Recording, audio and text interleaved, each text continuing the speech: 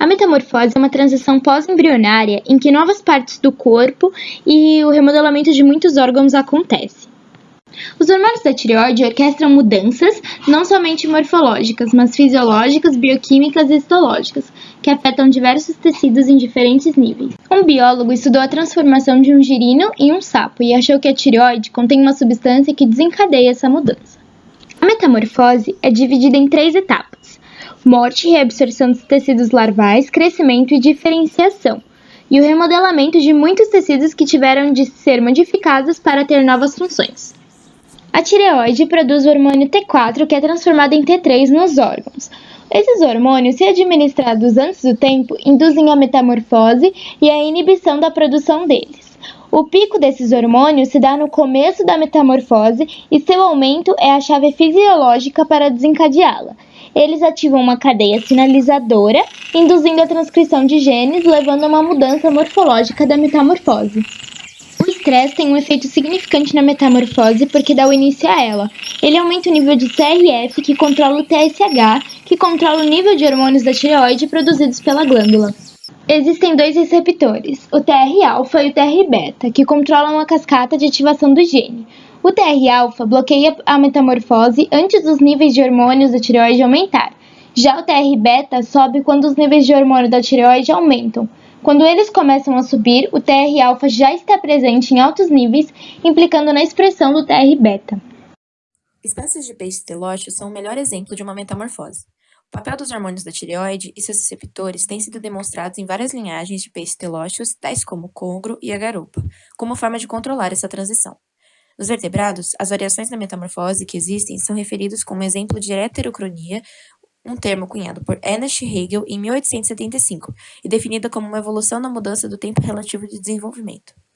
Um vertebrado tem tipicamente 3 ciclos de vida: o nascimento, a metamorfose e a puberdade, que normalmente ocorrem nessa ordem, e qualquer mudança desses eventos é considerada um exemplo de heterocronia, como a pedomorfose. A pedomorfose é quando os adultos de uma espécie retêm caracteres encontrados nas larvas de seus antepassados. Podemos agora considerar as 3 variações sobre a metamorfose. A primeira variação é de desenvolvimento direto, que pode ser observado em salamandras e sapos, e acontece dentro do ovo. Foi demonstrado que muitas espécies alteram o momento da eclosão em resposta a condições que afetam a mortalidade dos ovos, tais como a presença de predadores, parasitas, um ambiente deletério e fatores mentais. O desenvolvimento direto, mostrado por esses animais, indica modificações evolutivas da cascata de sinalização dos hormônios da tireoide. O segundo exemplo é a pedomorfose facultativa. Outro caso extremo de uma variação no ciclo de vida em anfíbios é um tipo de pedomorfose que dá origem a espécies que podem se reproduzir enquanto continuam a ter uma morfologia de larvas. O sinal mais evidente da pedomorfose é a capacidade de se reproduzir conservando as brânquias externas. Isso sugere que, surpreendentemente, a pedomorfose é de caráter recessivo, determinada por um único locus. A terceira variação é dos pedomórficos obrigatórios, que não sofrem metamorfose e permanecem em um habitat aquático durante toda a vida. O resultado dessa mudança é através da desaceleração do desenvolvimento somático em relação ao desenvolvimento gonadal. A falta de metamorfose pode ser ligada a uma perda de controle da tireoide, hormônio dependente, e de genes chaves necessárias para a transformação do tecido. A existência de 2 metamorfoses, como o exemplo das enguias anguiliformes, coloca em pauta a ideia de que a primeira é realmente uma metamorfose típica, porém a segunda é como uma puberdade estimulada por hormônio esteroide.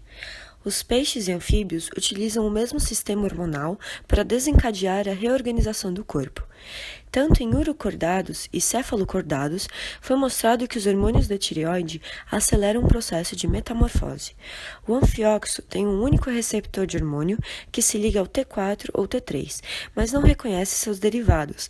Além disso, a metamorfose nesses animais é bloqueada por substâncias que interrompem a produção de hormônios da tireoide. A indução da metamorfose em anfióxo é muito semelhante àquela em anfíbios ou peixes. Esse mesmo gene receptor de hormônio da tireoide foi encontrado em anelídeos, moluscos e em platelmintos. Nos seres humanos, um alto nível de hormônios da tireoide são associados com o nascimento e efeitos pós-natal sobre o sistema nervoso central, e esse desenvolvimento é bem documentado. Da mesma forma em aves, nas quais os efeitos de hormônios da tireoide aumentam durante o período da eclosão.